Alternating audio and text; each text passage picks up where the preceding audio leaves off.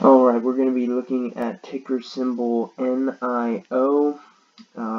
This is a stock that I have watched a good bit, just because I think it is a company that if it can have a good business model and begin to turn a profit, or at least decrease its amount of debt and produce some more vehicles, I think that it may have some legs in the long run, in a market which needs electric vehicles over in China, with the pollution being so bad. But I just want to give you guys a brief history of the chart and the trend lines that I've drawn for the longer term. So this company IPO'd way back in September. The IPOs, unless you're Lyft, usually you see a pretty good rip, and this one was no change. You can, so you can see there's about on the IPO, you're talking about a 100% increase all the way up to almost $15, a little over 14. And then the big sell-off as IPOs normally go, and then it was choppy in here, but then we were able to start getting some trend lines drawn, and off this $6 low, drew in a trend line, had lows again in late October, early November, and then we sort of formed this channel with this trend line here and this bottom trend line as well. I'll get rid of this one because it's not really a factor.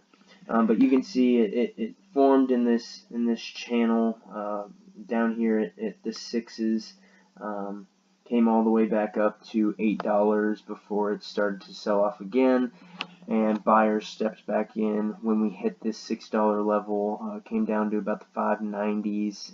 Usually you'll see it poke through any sort of support before it starts to climb again, just because sellers were so rapid in this scenario.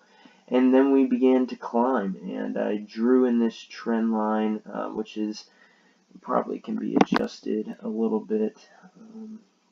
We'll just remove it and draw a new one. So you could draw a trend in here that comes up like so, and this would have been a good long buy for the time. So this was back in December. We started to see some buyers step in, came through, and I'd say that this consolidation right here at the low or the high sevens right before it poked through 8 was important to see, and may have given you a little bit of confidence if you were long on this trade somewhere back in here that it would have some legs to push through that 8, because before that we saw it try to poke through 8 and it sold off and went lower, almost back down to 7. Then it did it again, sold back off even lower than 7, so we didn't want to see those lower lows.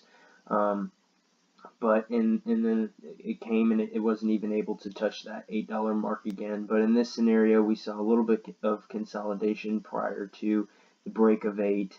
Went all the way up to 850, which you could have seen some resistance from back here, and had a good idea to sell along with this price action back here.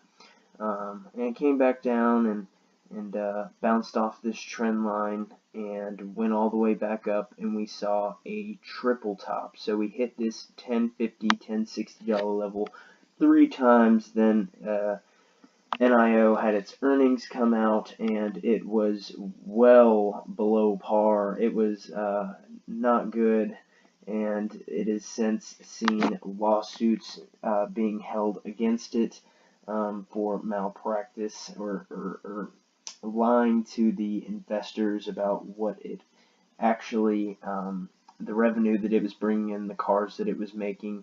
So that was not good, and we saw this humongous sell-off of about 50%. So now the stock, if you traded it all the way down, you could have made some hefty gains there, because it just broke through all of the support. It came down, broke through the 850 with, you can kind of see that there's a couple candlesticks in here, so it was a little support there. It just continued to sell, kept going all the way through the $6 price level. You can see it kind of tried there to hold that level, but could not, and I would suggest that that moving average, the 50-day, helped in that selling off all the way down to the $5 level, and then we saw a little bit of consolidation up until this past month or so. We'll move in a little bit closer on this 4-hour chart. So we saw the consolidation at 5, and if you bought in there, that was a decent buy-in. You got about a 10% gain there if you would have sold at the highs. But now we are starting to get squeezed in between these two moving averages, this being the 50 and this being the 100-day. So those are usually pretty significant moving averages in this circumstance. And if we see them kind of press together and then start to curl up, you might want to take a long position in NIO if there is no bad news, and it's hard to predict when some of this news comes out, but you can read into the company and get an idea if this is something that you want to invest in. The balance sheets are definitely not good for NIO, but I like to trade off of the technicals here. So if we see these moving averages kind of converge and start to curl up, this could be a good trade that brings in very good profits if you're willing to hold it. It most likely will not see a rip up like we saw this sell off.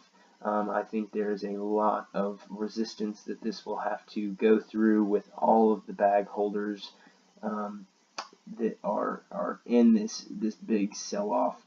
So I think this $6 price point would be the first big area that we would see some sellers. So we might see a pop up to $6 and then people selling their shares and then it dropping back down maybe to where these moving averages are.